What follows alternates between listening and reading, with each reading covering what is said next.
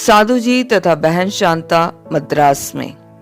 साधु जी तथा बहन शांता को प्रभु सर्वप्रथम 1978 में मद्रास लाया। साधु जी ने सर्वप्रथम बड़ा पलानी के CSJ पादरियों द्वारा आयोजित महासभा में सर्वप्रथम प्रवचन सुनाया। साधु जी की शिक्षाओं में तथा उपदेशों में पवित्र शास्त्र से प्राप्त उनका गूढ़ तथा विशुद्ध ज्ञान दृष्टिगोचर होता है। बाइबल की हर बात को ज्यों का त्यों सुनाते हैं। उसमें वे मानवीय बुद्धि तथा हेर फेर की कोई भी बात नहीं मिलाते, उसे केवल आत्मिक ज्ञान से परिपूर्ण होकर सुनाते हैं। वे अपने अनुभव से प्राप्त प्रभु की आशीषों को उदाहरण स्वरूप बताते तथा प्रभु यीशु के अनुरूप वर्धक उपदेशों तथा हृदय को हिला देने वाली साक्ष्य सुनने वालों के हृदयों पर गहरी छाप छोड़ गए। मद्रास शहर तथा आसपास के शहरों से आए पुराने ईसाइयों ने पहली बार इस प्रकार के उपदेश सुने और उन्हें अपने अपने पाप में जीवन के लिए दुखित होना पड़ा तथा बहुतों ने पश्चाताप करके सच्ची मसीही बनकर जीवन यापन करने का निश्चय किया। प्रातः काल साधु जी बाइबल अध्ययन के पश्चात विशेष प्रार्थना करते हैं उन रोगियों के लिए जो प्रभु से चंगाई चाहते हैं। अनेक समस्याओं तथा कष्टों से घिरे लोगों की समस्याओं तथा कष्टों से निकलने के लिए, संतान रहित दंपतियों को संतान प्राप्ति के लिए, बेरोजगारों को नौकरी प्राप्ति के लिए, अविवाहितों को अनुरूप जीवन साथी प्राप्त होने के लिए तथा अनेक प्रकार के पारिवारिक मतभेदों को दूर करने के लिए प्रार्थना करते हैं। बहुत से बाइबल स्कूलों के विद्यार्थी, चर्च के अध्यक्ष, कार्यकर्ता, मिशनरी, गुप्त ईसाई, व्यापारी तथा दुष्टात्माओं के जाल में फंसे तरह तरह के लोग अपनी अपनी समस्याओं को लेकर साधु जी के पास प्रार्थना तथा समस्याओं का समाधान पाकर प्रसन्नचित्त वापस गए। सभाएं अधिकतर खुले मैदान तथा विवाह मंडपों में रखी जाती रही, जहां पर हजारों लोगों के बैठने की सही सुविधा होती है। विशेषकर ऐसे सार्वजनिक स्थानों पर हिंदू, मुसलमानों, सिख आदि गैर मसीहियों को आने में तथा प्रवचन सुनने में कोई बाधा नहीं होती थी। इसी उद्देश्य को दृष्टि में रखकर मद्रास शहर में सभाएं हुई। बहुत से गैर मसीहियों ने प्रभु यीशु के शांतिदायक प्रेम पूर्ण ज्ञान को जाना तथा उसे अपना उद्धारकर्ता प्रभु परमेश्वर कहकर ग्रहण किया। हमारा स्वर्गीय पिता परमेश्वर साधु जी और बहन शांता कौर पर बहुत कृपालु रहा। उसने अपने आशीर्वाद की छाप उनके उपदेशों पर की, जिसके फलस्वरूप अनेक अद्भुत चिन्ह दिखाई दिए। TEL के मान्यवर बिशप जैसलिन जेकब ने साधु जी की गवाही तथा उपदेशों को सुना और उनसे अनुरोध किया कि वे लूथरन के प्रत्येक चर्च में जाए तथा आत्मिक जागृति के लिए उपदेश दे, जो आज हमारी कलीसिया को जरूरत है। उनके निमंत्रण को स्वीकार कर अनेक लूथरन चर्चों में प्रवचन दिया। बहुत से नाम मात्र के ईसाइयों ने अपना जीवन बदल दिया। साधु जी तथा उनकी बहन हमेशा यहाँ से वहां, एक स्थान से दूसरे स्थान जा जाकर परमेश्वर के राज्य को पृथ्वी पर फैलाने का कार्य करते रहे। उनके किसी एक स्थान पर रहने की स्थायी व्यवस्था नहीं थी। इस कारण बहुत से लोग उनसे संपर्क स्थापित नहीं कर पाते थे और न ही पत्राचार करने का कोई स्थायी पता ठिकाना था।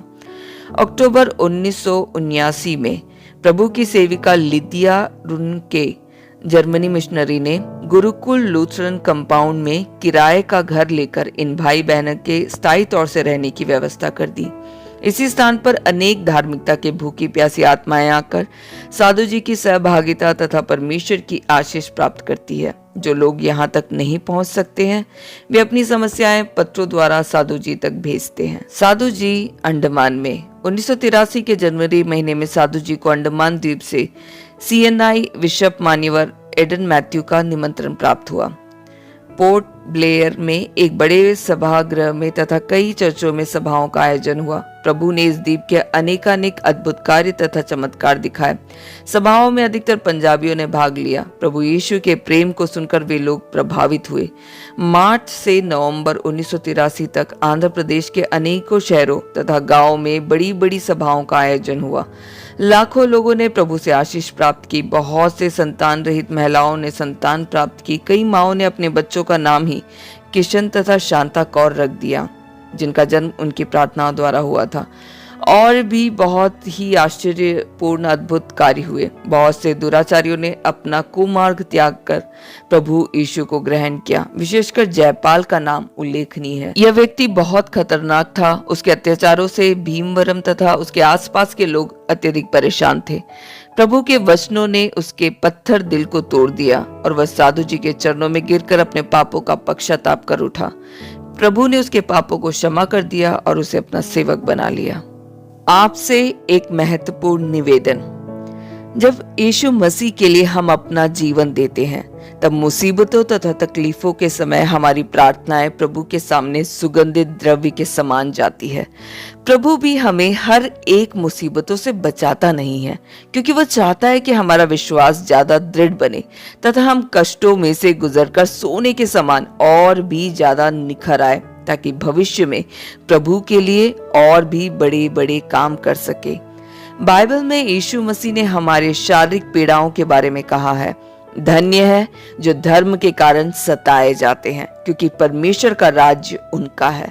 धन्य हो तुम जब मनुष्य मेरे कारण तुम्हें बुरा भला कहे, तुमको सताए और झूठ बोलकर तुम्हारे विरुद्ध सब प्रकार की बुरी बातें कहे। प्रफुल्लित हो और आनंद मनाओ, क्योंकि स्वर्ग में बड़ा फल प्राप्त होगा। इसी प्रकार उन्होंने उन नबियों को भी सताया था जो तुमसे पहले हुए थे। मत्ती अध्याय 5 का 10 से 12 आयत।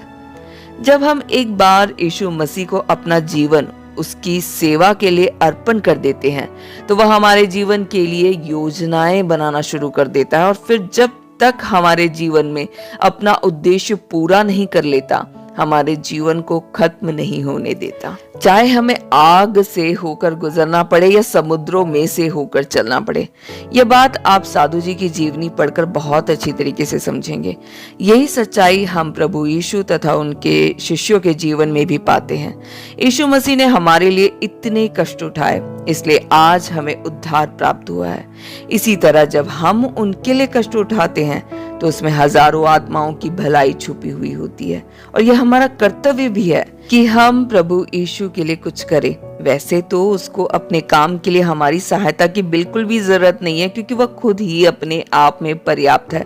लेकिन वह चाहता है कि उसके लिए काम करने में जो सच्चा आनंद तथा सच्ची शांति हमें मिलती है, उसे हम भी अपने जीवन में प्राप्त करें। इतना ही नहीं, फिर स्वर्ग में भी तो बहुत बड़ा पुरस्कार प्राप्त करें, जिसकी प्रतिज्ञा उसने बाइबल में की है। जब हम स्वर्ग जाएंगे, वह हमसे पूछेगा, मैंने तुम्हारे लिए क्रूस पर अपनी जान दी, तुमने दुनिया में मेरे लिए क्या किया? यीशु मसीह के प्रचार के लिए जब साधु जी ने कदम उठाया, तो एक और भी बात जो उनके जीवन में हुई, वह थी सारी दुनिया के लोग उन्हें अपने ही भाई बहन के समान नजर आने लगे। उनके प्रति उनके मन में दैविक प्रेम उजागर हो गया। हमारे मन में ऐसी भावना हम जीवन भर कितनी भी कोशिश करें तो भी पैदा नहीं कर सकते। यह प्रभु की तरफ से हमारे जीवन में होने वाला चमत्कार होता है। यह जीवन तो थोड़े दिन का ही है, लेकिन अनंत जीवन को बनाना हमारे हाथों में है। हम जो काम इस धरती पर प्रभु यीशु के लिए करेंगे, वे ही हमेशा के लिए बने रहेंगे।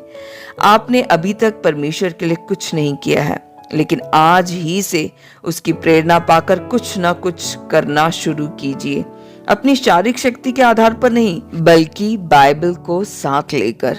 बाइबल यह भी कहती है कि मसीह की नजरें हमेशा उन लोगों पर खास रूप से लगी रहती है जो उनकी सेवा करते हैं। वे अपने स्वर्गदूतों को ऐसे लोगों की रक्षा करने की आज्ञा देते हैं। हम उसके सेवक के रूप में जो भी प्रार्थना दूसरों के लिए करते हैं, उनका वह सम्मान करते हैं। नमस्कार, मैं रोज। इस प्रकार हमने मिलकर साधु किशन सिंह की जीवनी का एक पार्ट खत्म कर दिया। इस बुक का एक और छोटा सा पार्ट है, कैलाश के महर्षि और साधु किशन सिंह। अगर आप लोग वो भी सुनना चाहते हैं तो कमेंट में मुझे जरूर बताइएगा। साथ ही इस बुक के साथ आप लोगों का अनुभव भी शेयर करिए। अगर इस किताब ने मसीह पर आपके विश्वास को बढ़ाया है, तो जरूर अपने किसी भाई बहन दोस्त बंधुओं को भी शेयर करें। अगले वीडियो के साथ फिर मुलाकात होगी, फिर कुछ नई बातों के साथ। तब तक प्रभु यीशु में और उनके वचनों में बने रहिए, हंसते मुस्कुराते रहें। प्रभु यीशु मसीह आप सभी को आशीषित करे। धन्यवाद।